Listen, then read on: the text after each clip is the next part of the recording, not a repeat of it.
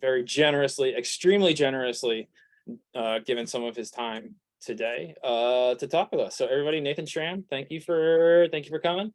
Thank you so much. I can hear it in my heart. Yes. It's getting through.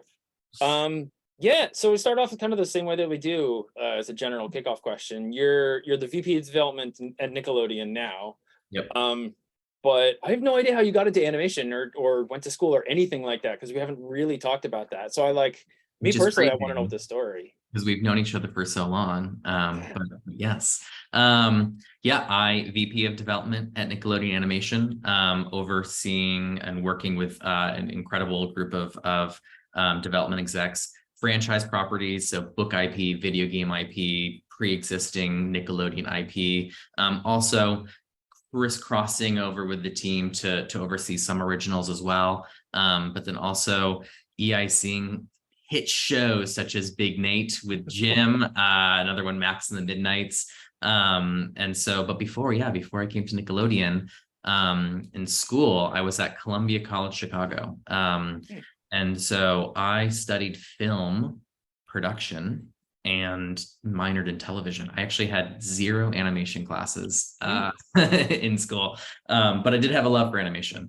But no, when I first, as a kid, knowing I always wanted to work in television and film, loved animation, did not really think that there was kind of that possibility. I'm not an artist. I can't draw a circle to save my life. Totally thought to work in animation, you got to be really skilled at drawing. Luckily, there's a way to be in animation without being able to draw a circle, and that is being an executive. But yeah, I mean, it was a really awesome experience in Chicago, getting really, your hands, on experience from everything from editing, everything from filming, from casting, from being in your films and getting that really great, rich experience during the summers for my jobs, my like college career. I found a production from a local PBS show called Come On Over. It was a kid show. It was just in the Midwest region, and applied, became a PA. It was actually right into college. So senior of high school, worked on this PBS show, being like, this is going to be a great experience before I go into college to start my career in film, and had an absolute blast. It was a live action series, but we had 2 minutes of animation per episode. It had 3 musical numbers, live musical numbers in the show, and live puppets, and 22-minute 3-camera series sitcom in a soundstage in a Hope College in Holland, Michigan, is where we filmed it. And it was just the coolest experience you could ever dream of. And even so, I didn't know if I wanted to be in children's television. The first job I got was in children's television.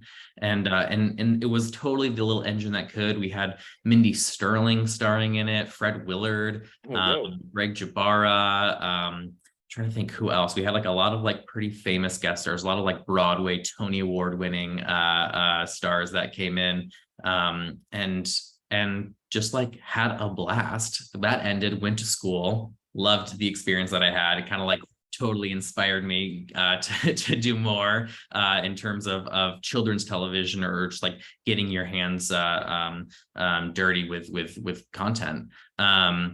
Then they hired me for the second season the next summer, and promoted me to coordinator. It was amazing, already jumping up. And each summer I came back and I got promoted. The last year I became a producer on the show. We won a number of little regional Emmys. They're shorter statues, and I think we proved at least to ourselves, with hard work, determination, and a can-do really attitude, and you're creating something that you all believe in so much, you can really, many people watch it. You can have that many success. So that I finished school, finished that production, went out to LA, and I was like, amazing, let's get started. Here I am. And it was like many people, I'm sure here, almost impossible to find a job. It was just the wall of reality. Where do I start? Went on like every single career, entertainmentcareer.net and LinkedIn and whatever the version of it was at that point, to find jobs, and landed at TMZ. Oh, I didn't So know I was that. at TMZ for a year. I was Harvey Levin's assistant, and was on the show. Actually, everyone who works there has the opportunity of being on the show because you pitch out your clip that the photog was able to capture of whether it's Lindsay Lohan, whether it's Paris Hilton, whether it's a Kardashian. All of those collect. You go through each one of the clips, you go and you pitch out the story, and if they like it, it goes into the show. I think I was on a handful of times, enough where I was recognized a little bit. In fact, even at Nickelodeon as an exec, I've people come pitch and they're like, how do I know you? And this was years ago. At the beginning, I was like, maybe you saw TMZ, and it's like, oh my god, of course. That's awesome. I'm gonna go hunt those clips after this. Yeah. I think I might have a link to some of them somewhere that are floating around. I can send them to you. But I hated it. I'll just be honest. Like, I was like, I do not want to work at a celebrity gossip site. It was totally I think it sounded much cooler than what it really was. Like, being there, it was so stressful. One day you can be on like the top of the world. The next day it's like, you're just like, you feeling, drained and emotionally just like creatively depleted. You're not being creative. You're just kind of finding gossip to exploit on a website. And so totally had to leave. But I will say I was there, I think, for some of the most iconic moments. Totally different talk for a different time of my year experience at TMZ. So I left there and went to a company called Saban Brands, where I was there for 6 years. Incredible company. Haim Saban, who created Power Rangers. I've got a helmet right over my shoulder. And a bunch of other animated series, everything from anime. We worked with Toei Animation, and then doing some of our own original animation as well. Totally great hands-on experience. So was there for 6 years. I was a producer for the Power Ranger series, development exec, current series exec, got tons of hands-on experience. Released a few different albums from the music, not my music, but like working with music creators and getting their music out. And then also lifestyle brands, everything from like Paul Frank, which we made a preschool series on called Julius Jr., The Popples, which was an 80s like animated hit show that we recreated. We did a lifestyle brand, we did a ton of toys with, and then we created a new series that launched on Netflix. And we did a partnership with Cirque du Soleil, creating an animated series. So it was like just the coolest environment with the coolest people you could imagine working with. Then in 2018, they sold to Hasbro, and it was like, okay, my time with this brand, Power Rangers, and this is coming to an end. Where do I go next? And luckily, Nickelodeon had an opening. So in 2018, jumped over to Nickelodeon, became the manager of development, and had like such a blast. I came in knowing, always idolizing Nickelodeon. I was a Nick kid growing up on the network, everything from Rugrats to Rocket Power to Avatar. It's like, okay, this is the dream. Totally want to be here. And then all of a sudden, it was like 2 weeks after I joined, Brian Robbins became the president. 2 months after that, Ramsey Naito became the head of animation, and like kicked it into high gear. It became like the absolute place to be, especially like for us in development and production, of like kind of bringing life to the studio, if you will. Like, there was kind of a moment where Nickelodeon was just kind of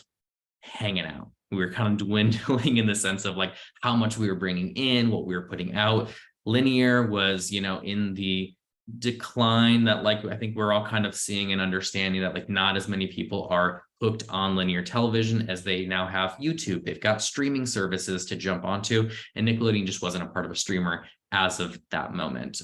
So it was hard to go and take chances on new IP when you were already up against so much because people were leaving the network. Where would they be watching our shows?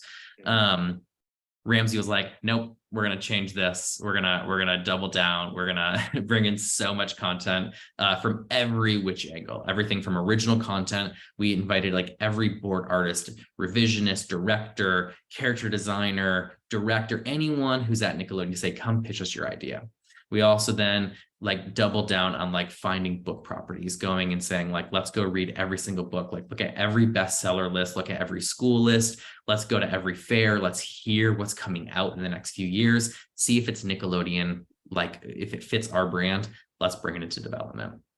Video games, we looked at our library from the Klasky Chupo, the Butch Hartman days, and saying like, what from our childhood did we love, can we bring back? So you've seen Rugrats, now you've got Fairly Odd Parents, you've got so many other things that we're working on, and like kicked it into high gear, brought people to the studio. It was like the most like fun like 2 years of like kind of like startup mode, but like with pockets where we were like, hey, you people that we love that are at this other studio, we've got a job for you at Nickelodeon, and bringing people in and kind of like giving life to the studio.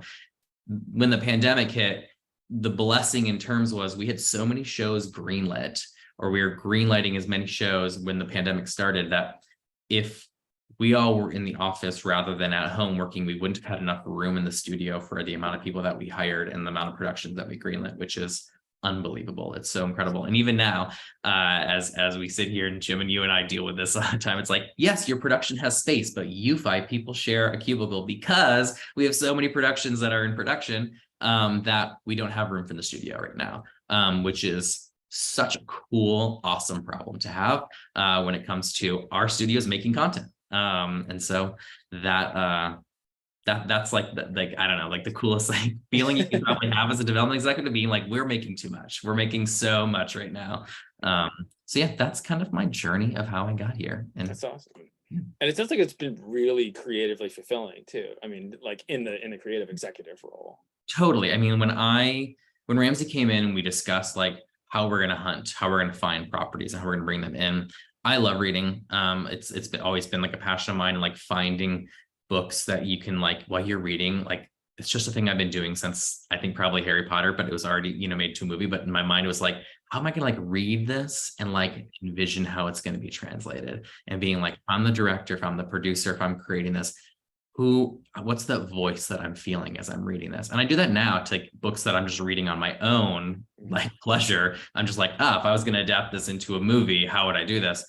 And so going in, looking at middle grade, looking at graphic novels, looking at YA, looking at picture books, going in with that Nickelodeon lens to say, how do we turn this into something that we can create something original off of this kind of budding franchise, and then having a support. I mean, before Ramsey came in, Nickelodeon, I think probably 5 book properties, and it's like almost history. I don't have the exact number, but like barely any. And then, in our first year and a half with Ramsey, I think we brought in 25 books between pre-K, Nick movies, Nick Big Kids, and live action. And now that we've got like under our whole sphere with live action and awesomeness and Paramount Animation, it's just grown so much more. Like we just have like such an appetite for these really cool stories. So like that part, something that like I just enjoyed since I was a young kid reading Harry Potter, and now being like, now I'm an executive and I get to read these things and now actually option them and like now develop them and now get them greenlit. Big Nate being one of the first ones that we did. Like it's satisfying, like as really you could ever hope and dream. And it sounds like, I mean, one of the questions that I have, like, what are you like, hell yeah, I get to do this today?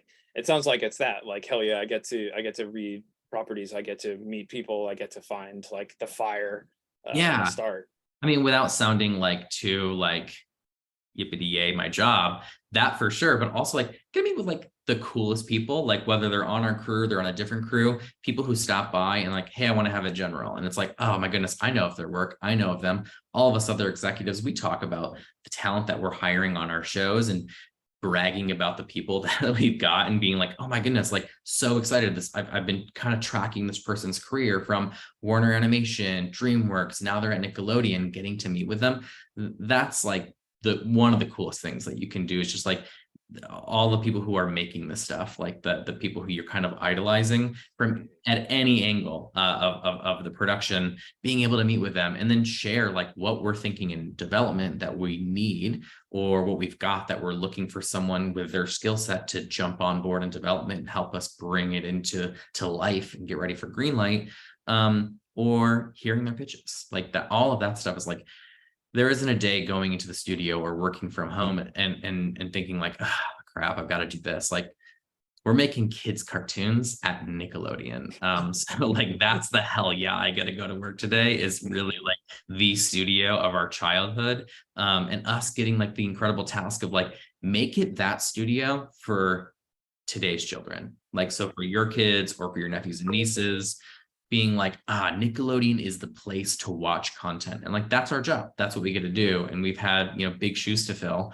We've got a network that has a 40-year history. But like, that's the cool part is we get to take Nickelodeon, what it has to offer, and make it the network for kids to watch today. That's awesome. That's awesome. So related to that, it sounds like you've mentioned a couple of different ways that shows kind of get started, or the ideation phase. Some are like picked up from books, or some, like you said, like meeting with board artists, or some we were talking a little bit about this before this, like some are like a little bit of a studio mandate of like, we want to make a show about skateboards or whatnot. Can you tell, like, yeah, I mean, you know, there's a Slinky movie that's in development elsewhere too. I'm like, cool. Can you tell us a little bit about just about that, where you find those little nuggets, or even like some good particular stories of where some of these started?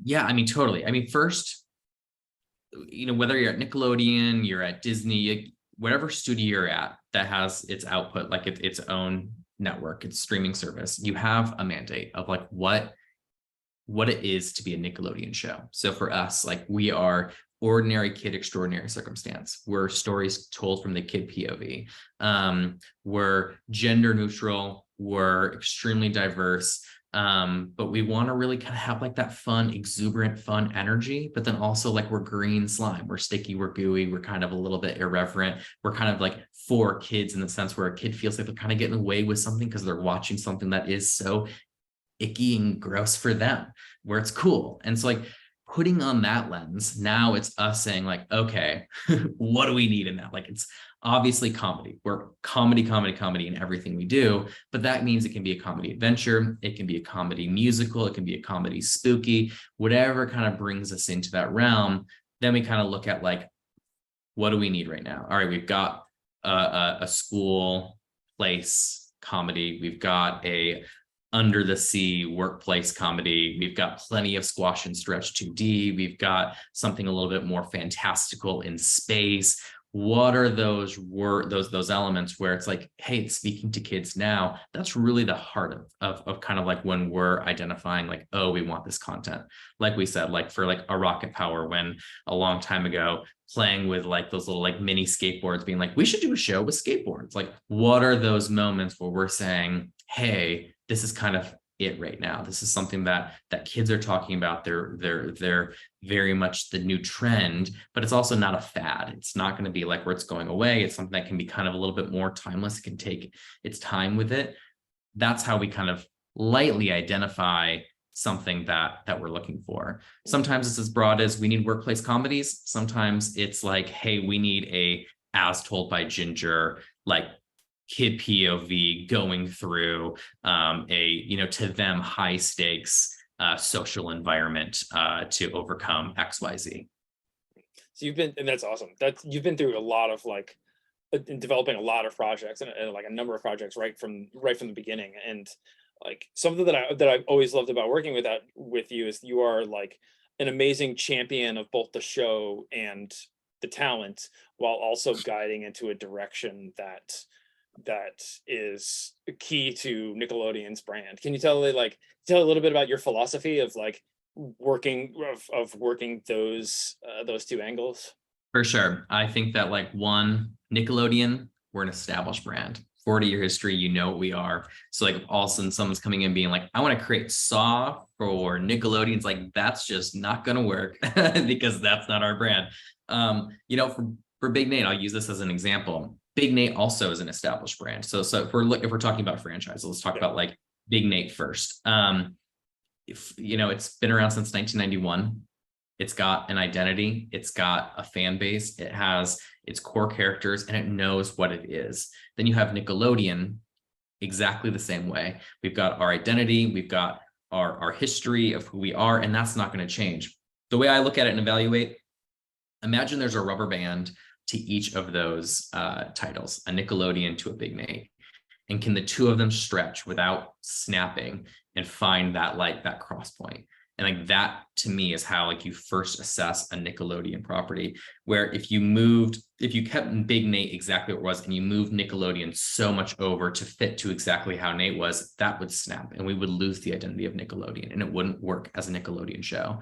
Same thing if you took Nate and you moved it all the way over to Nickelodeon and you change, it's like, why then do Big Nate? Why not do something that's completely different to match what that mandate would be? So it's finding that way where both of them can kind of meld and find that positioning where both are intact, both hold what their pillars are, their brand identity, but working together. So it's like that creative compromise to make sure that we follow that lane. So like when I look at a property dealing with creatives, for sure we want to give the creative, like we're hiring them for a reason. We're hiring them to produce this show for us, knowing that we're big fans of their work, big fans of what they're able to do. And then also giving them that guidance of saying, hey, this is I would say pretty wide lane we're giving you for our Nick show, just stay inside of that.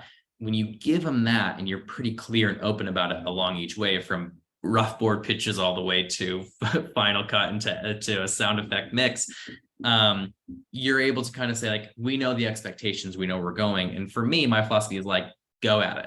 And like, I want to go and have a good ride with you guys. I want to go and enjoy this. None of us want to give notes. None of us executives are like, yay, a new script is in. Let's see what I can do and write up. Or like, yay, the board's in. Let's see what we can knock down. No. We're here to enjoy it. And our goal is to be like, love it, no notes, move on. That's amazing.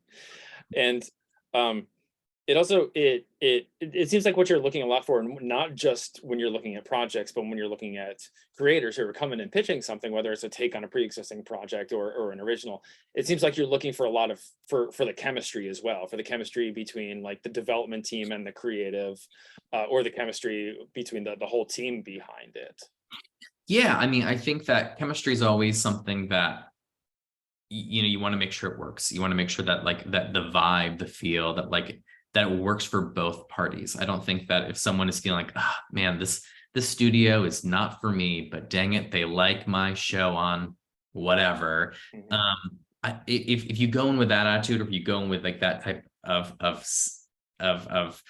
I don't know, that block, I don't think it's going to be successful. So going in and finding creatives that are like, oh, you work with Nickelodeon in terms of our identity, you're excited to be here, you've got a show that we're both really excited about. That's the type of chemistry that I think is going to create success. It's like going on a first date and really hoping that like, oh, yeah, this is going to be the one. Yeah, exactly. And the reality is it's not for everyone. Like, and I think like to young creatives who are working on shows and they're putting their pitches together, like understanding, I think while you're putting it together, you kind of realize this is going to be a DreamWorks show.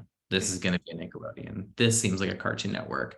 I feel like this is going to be a Disney or an Apple. Like, and that's amazing. Don't change it and force it because you have a meeting with someone at a different studio. First, you can have something that's like broader, a little bit more, open to then when that studio finds the excitement in that, and you also find that, you can tailor it to work really tight for that studio's needs.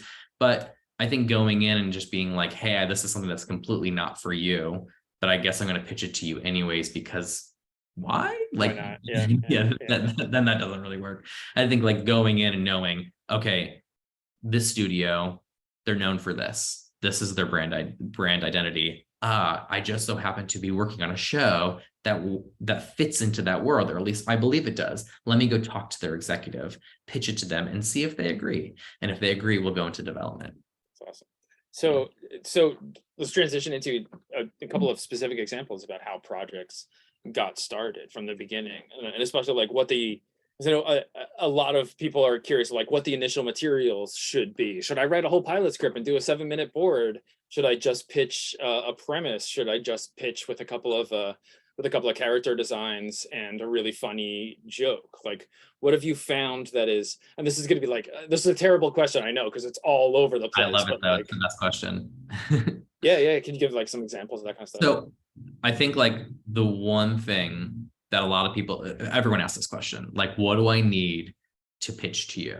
And the reality is the spark in your eye and the ability to communicate it effectively, to show that like what the characters are, what the show is, and clearly why it works for Nickelodeon.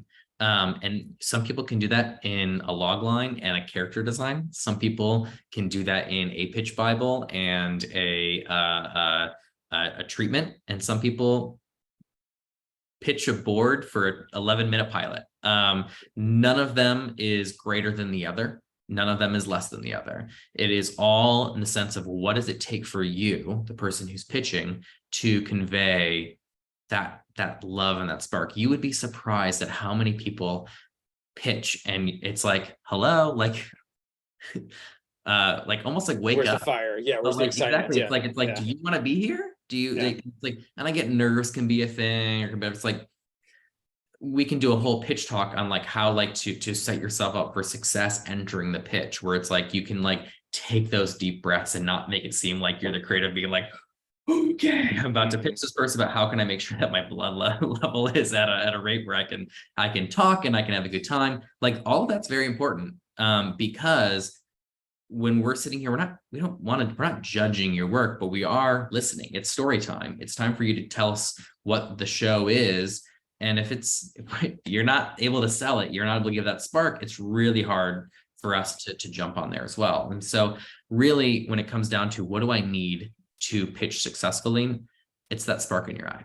And only you knows truly what it is that you need to convey that you've got that truly excitement. And I think most executives, we all talk about this.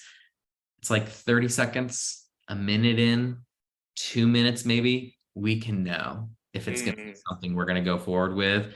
So we're going to at least entertain and like see like if there's possibility or if it's just a no.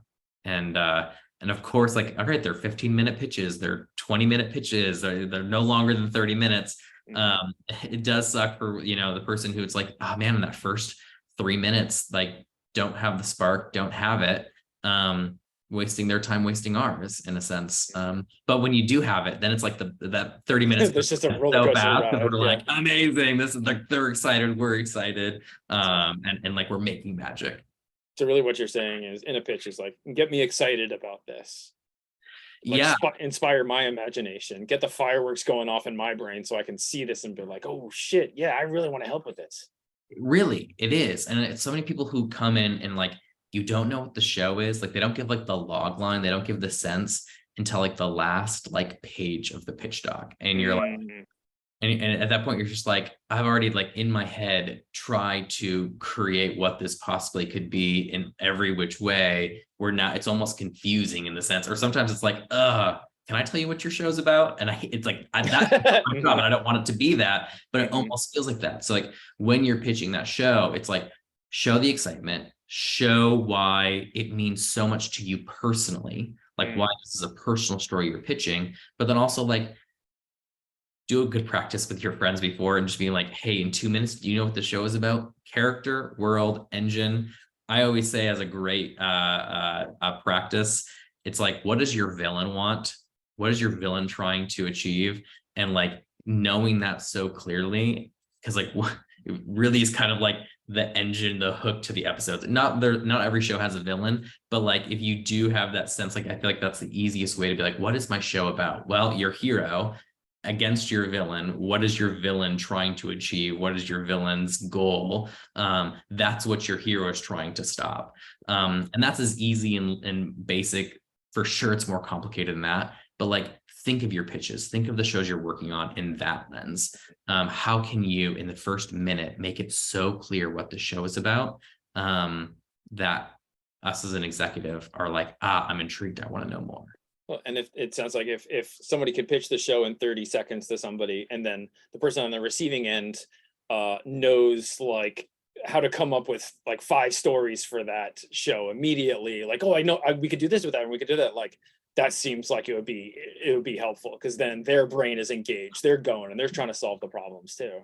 There's something to be said about a pitch that is no longer than 10 minutes and being like, you have 10 minutes to communicate effectively what all this is. It's a good practice. Sometimes you're going to get 45 minutes to an hour. Some pitches, like I'm actually shocked when we schedule pitches that long, because it's like that. I mean, like That's the length of 4 episodes. You don't need it. Exactly. On like practice with your friends, like get it down to 10 minutes, get it down to being tight and effective and efficient, where everyone's happy on that call then. Because at the very least, if it's not working for the network, it is in a sense that you're not wasting your time, you're not wasting your energy, neither is the executive, and they can give you that feedback right then and there. They can say, hey, we've got 30 minutes scheduled, this took 10 minutes. Let's talk about how this could be a Nick show, how we could move it into our world that we're creating, our brand, or if it's something that's so, as it should be, precious to you, exactly how it is, then we could say, oh, this just wouldn't work for us. Maybe this is going to be something for Apple. Maybe this is something for Amazon. Maybe this is something for a different streamer that fits the mandate, at least to our eyes, that your show matches. Cool. So without naming names, or maybe if you want to name names, can you like describe the best pitch that you have seen that didn't necessarily pan out into a show or a property or anything, but like one of the best pitches that you've seen, or even just general takeaways from the best pitches? I'm not going to name the person or the property, but I will say it's happened a few times where you get a pitch and it's so right. It's like you just know, you're like, this is going to be something amazing. And then it becomes our job as the exec to go and get the rest of the team excited about it. So like once we hear a pitch, it's us going, hey team, you got to sell it. Look at how amazing this is. And then for whatever reason, it's like, oh, you can't get 2 of them to say yes. You can't get like a majority to move past it. And it's like, for whatever reason, a lot of the times it is, oh, that's just like this property we have in development. Let's give that property a chance before we go and bring this property in to fill that position. I like on a number of properties just don't let go. I'm like, okay, not the time. I go to the creator who pitched it and it's just like, it's a no right now, but like, please keep me updated, keep me informed of who you're talking to, or like who's interested, because I'm not giving up on this. I think that there may be a window that opens at some point, and when it does, I want to strike. I want to bring this in. And so we had a property. It was actually a book property that was pitched just like that. No, not going to happen. The property that it was too similar didn't pan out. I was like, hey, everyone, remember this property? And it was like, yes. Then all of a sudden people like jumped on board. They're like, oh my goodness, I don't remember being this good. This is incredible. Let's do it. And so it's like bringing it in and getting like so much support. And that feels good. Like that's the sense where it's like, you're looking at a pitch, you're hearing something, you're reading something, and it's like, okay, timing is everything.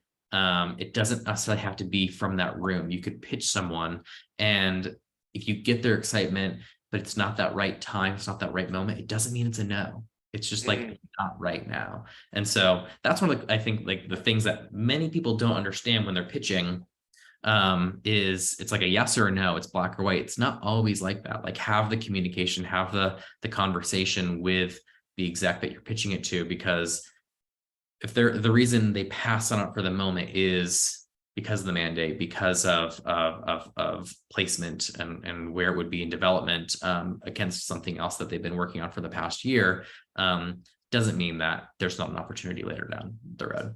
And this is kind of a joke, but I've even heard random stories of like, you know, an executive was bit by a monkey that day, and so no shows with monkeys for a month. But then like they're like in a month, like, okay, we're doing shows with monkeys again. Like sometimes it's like it's super weird like that. You joke, but like not Yeah. But it's also like, it's so funny, like when something major happens, we use it as like there's rain. It's like all of a sudden it's like, man, all of these stories about rain. I mean, that's never happened, but that broad of a trend where it's like, okay, this clearly has been something that has happened in this world. Now we're getting 15 pitches from completely different creators, all with the same like engine, same hook. And so, yeah. You get a ton of zombie pitches right in the same. For sure. Exactly. Cool. We'll jump into that, Kelsey, probably at the end. go into a little bit more specifics. So you've sold an idea and to Nickelodeon, and you're starting to work on it with the creative. What's that process like? Is that a one-to-one? Is it standardized? Is there a way that Nickelodeon or you specifically like to work? So we'll back up. So first, like, you pitch the idea, we love it. We're going to go into to negotiations. That can take, just to set everyone's expectations, much longer than really anyone's willing to admit. As it should. I mean, you as a creative, you should definitely have your manager, your agent. If you don't have one, ask a buddy who does have one, meet with them to help you negotiate your terms. Very important. Definitely suggest that. Because in those initial negotiations, you're also negotiating for what happens when the show gets greenlit and your whole deal for that. It's not just a development exactly. deal. You're not doing just the development deal. You are doing like what your weekly is going to be when this show is greenlit and you are working on that season 1, how many weeks. It's all there at the beginning, and that's why it takes forever. Yes. So say we close legal, then all of a sudden it's what do we have? What do we have to work with? Did you pitch it from a 11-minute board pitch that you created for us, or was it a log line and some character designs? Us as the execs, we now match like what the needs are with what we have, at our disposal in terms of what creative, how far can you go? You're an artist, you're a board artist. Have you written before? No, but I'm intrigued in writing. Okay, well, help us. We'll help you, and you help us find that person who can write with you in development. We want to give you the opportunity. We want you to be there giving notes. For sure, we're not going to say no to you writing, but we're not going to put it in your deal to develop into what we're expecting a pilot written from you or a Bible written from you. We're going to put that in the writer's deal. Or if you're a writer and you don't know how to draw a circle like me, then it's like we're going to find an artist who can work with you and who can take what you're creating from that Bible and that pilot and bring those characters to life. And so that's a long process of us kind of getting those first basics. So we really want a Bible. You're going to want a pilot script, maybe a treatment for like a special. We're going to do full character designs and then maybe some springboards.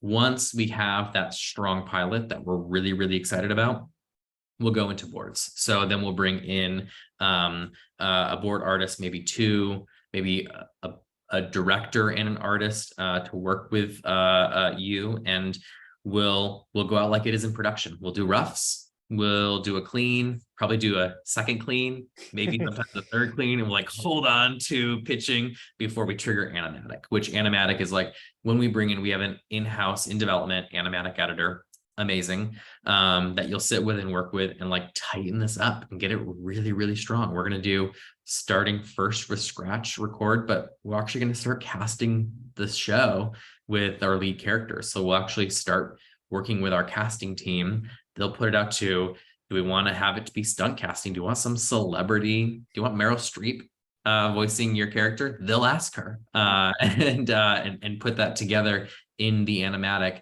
that we're putting up for Greenlight. If we can get Meryl Streep, what a win. I just want to put that in there. But like it's basically kind of like we're in production. We're doing all of those different elements. Once we have all of that, we've got that finished animatic. We've got that strong Bible. We've got maybe a treatment. We're going to go to testing. We're going to have kids all across the country watch this episode. So we're going to have some that we're going to watch on screen that are going to give their feedback in real time, but we're also going to have a survey that's going to go out to 300 plus kids. They're going to watch it in their own home. They're going to answer questions. They're going to say what they love about it, say what they hate about it, say what they wish would change. And all of that's going to be stuff for us to evaluate to say, all right, we're on the right track. This is something that's working. And then it will go up for its official green light. So that's it in a nutshell, the journey of once you've sold the property. And what I love about Nickelodeon is it's in that initial process of figuring out who's going to work with the creator, who's going to be like, what are the roles are. like Nickelodeon and you specifically too are doing that process with the idea of supporting the creator and like helping them and bringing out what the show wants to be.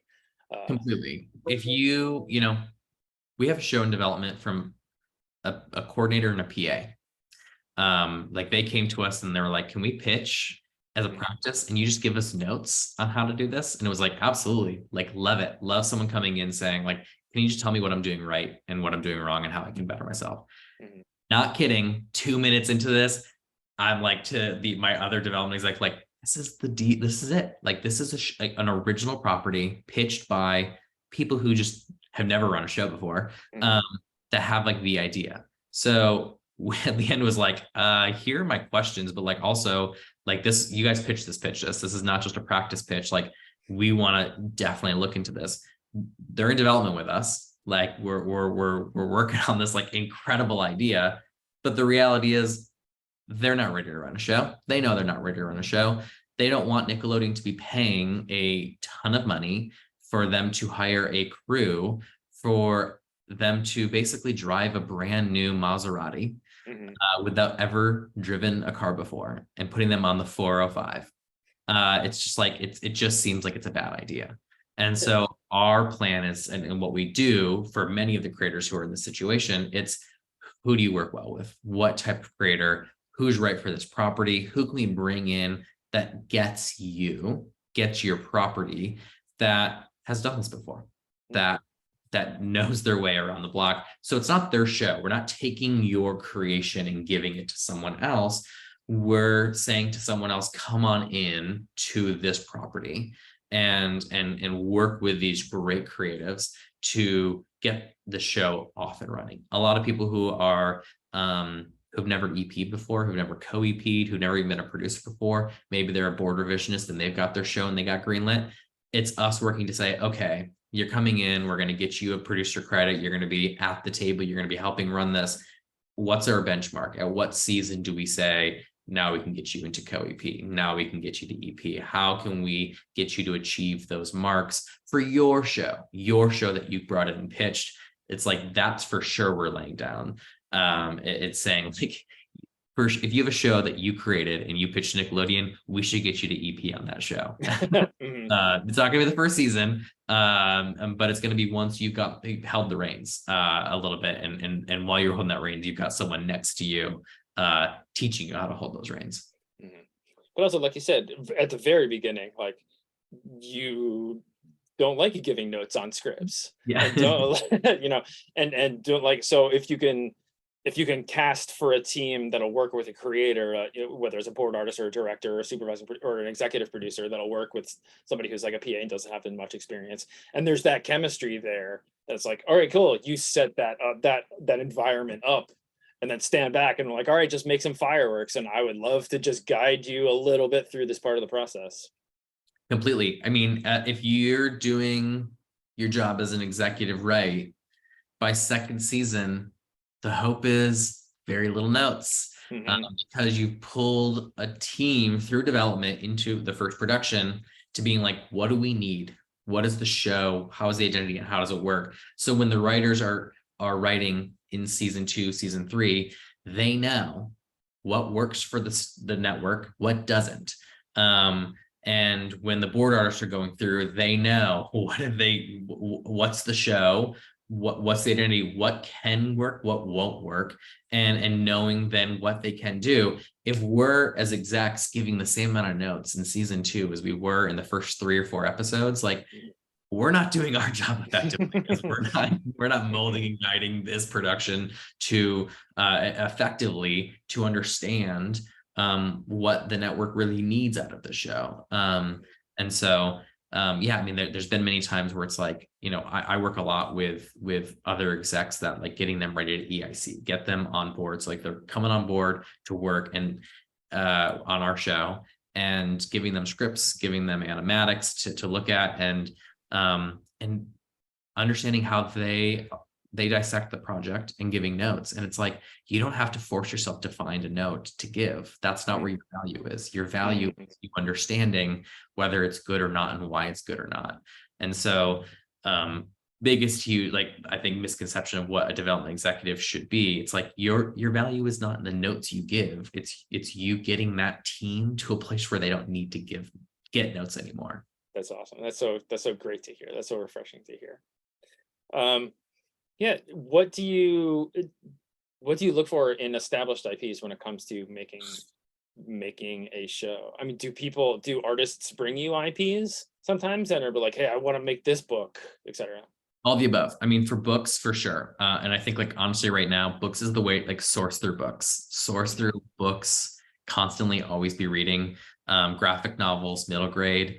And if you don't have the rights, like, have the conversation with someone who knows how to obtain the rights, or someone who, like, how to, like, get you in the room to have that discussion. It's hard, but, like, once you get the hang of it, you understand. We as a studio don't necessarily, we don't go out and be like, just pitch us and we'll get the rights for you, because that can put us into a whole lot of trouble. But the reality is, like, if before you pitch it and you've got the excitement, like, if you know a development executive, you can ask, like, hey, do you know if these rights are available or not? It takes them 2 seconds to find out. And then focus on it. Then go and say, okay, I'm going to create a pitch about this on this book property because I just read it and I love it. So, I mean, that's, as an artist, look at whether it's a video game, sorry, I've got the sirens going by. Look at something that connects with you. And then, yeah, if you don't know how to get the rights, connect with someone, ask around, check to see, before you go to the development executive.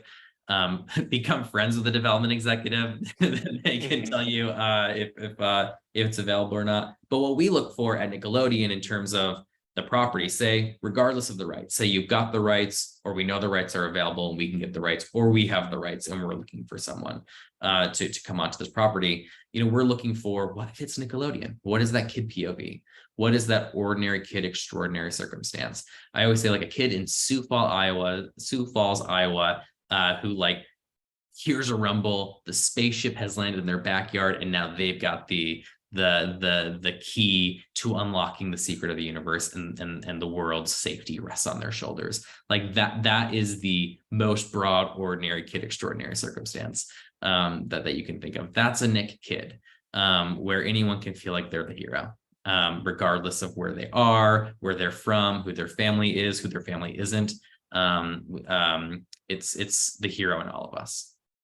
And that's awesome. And to define our terms a little bit, when you're talking about the rights, you're talking about, like, if it's a book, it's literally the rights to potentially turn it into a movie. For so sure. Separate from, like, video game rights or other rights. Yeah, I mean, usually it's, say you read a book, you love it. You're like, okay, this is published by Little Brown. This is by, I'm just gonna say Dan Santat, and it's like, and he's repped at, I don't know where he's repped at off the top of my head, but, like, XYZ, say they're at the Gotham Group, going and being able to say, like, hey, to the agency, I'm inquiring about these rights.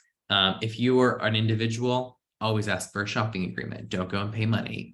See if they'd be able to give it to you on I get 5 months to go and pitch this idea to any of these networks. If they love it and they want it based on how I pitched it, I'm attached. So when we, the studio, go and negotiate that deal, you are automatically looped in, as opposed to us being like, we love it, thanks for showing it to us, we're gonna go do a deal with the author and that group and we'll find someone brand new. No, you've protected yourself. That author who holds the rights can't create a deal now with us without you being included. So, like, going and finding that opportunity.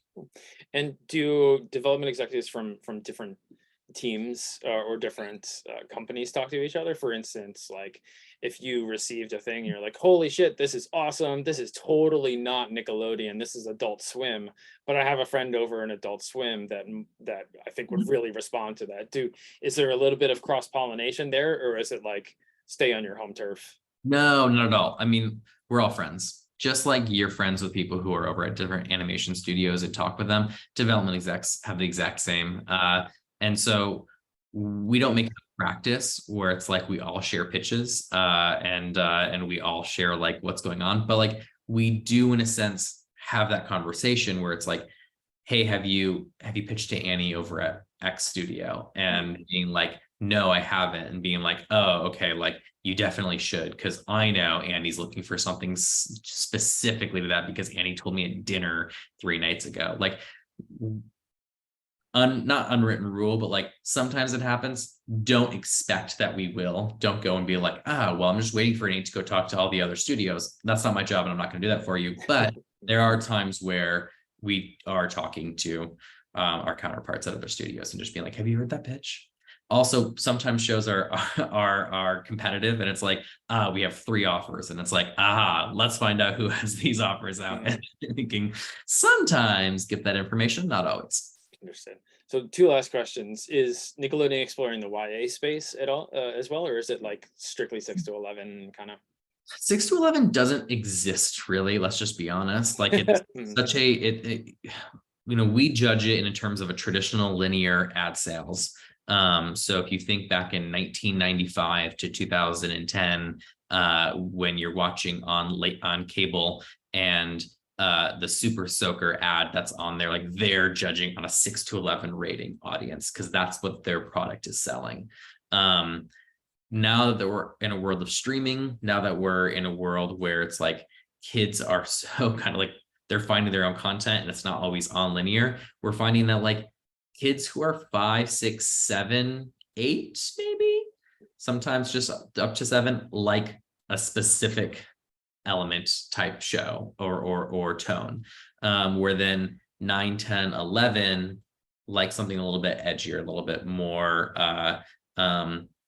Stranger Things, something that's like where we're hearing that like kids are watching everything from Bridgerton, which blows my mind, to Stranger Things, to what's like the Last of Us. Like hearing that these kids are watching these shows, that's our demo. Wednesday is the #1 show watched by our demo, the kids who are watching our shows. And it's like, that's a vastly different type of show. And Wednesday definitely falls into the YA. Do we want to be making content that our audience is watching? We absolutely do. But again, let's go back to the discussion. What does Nickelodeon's 40-year brand history stand for? What are we known for? How far can we stretch that rubber band before it snaps and it creates something completely different? So our goal as development executives is, in fact, right now finding how far can we go? Are we creating YA-esque? Or would we be able to create Wednesday at Nickelodeon? Maybe not exactly how Wednesday was, but I think we can get close. So we've heard pitches in the past few weeks where I think 6 months ago we would have been like, that's too edgy for us. We're dealing with 15-year-olds as our heroes. We're dealing with 17-year-olds as our heroes. That's not kid POV. That's young adult POV.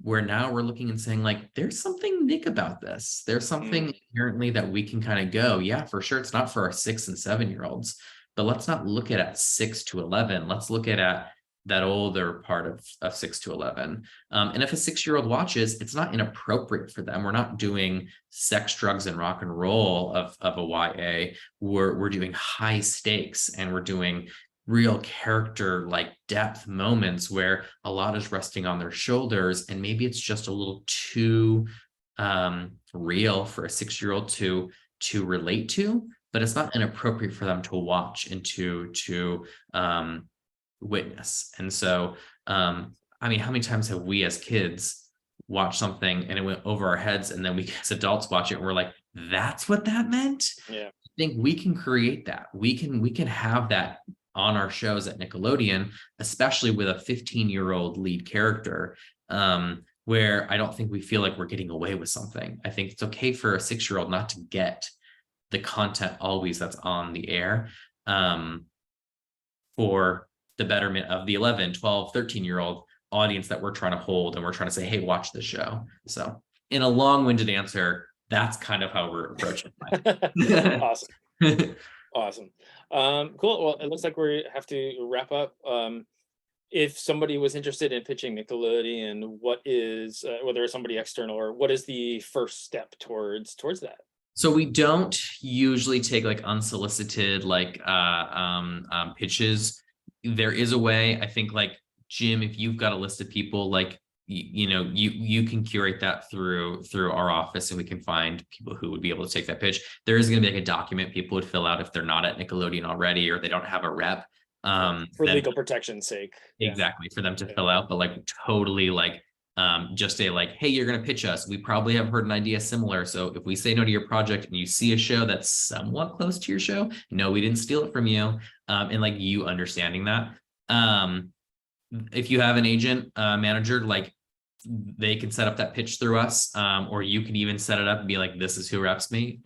Totally fine. But regardless, anyone who's here is watching this stuff, like we'll find a way for you to pitch Nickelodeon if you've got a show that is a Nick show. Amazing. Well, Nathan, thank you so much for your generous time. Very much appreciated. It's been a blast as always. Thanks for having me.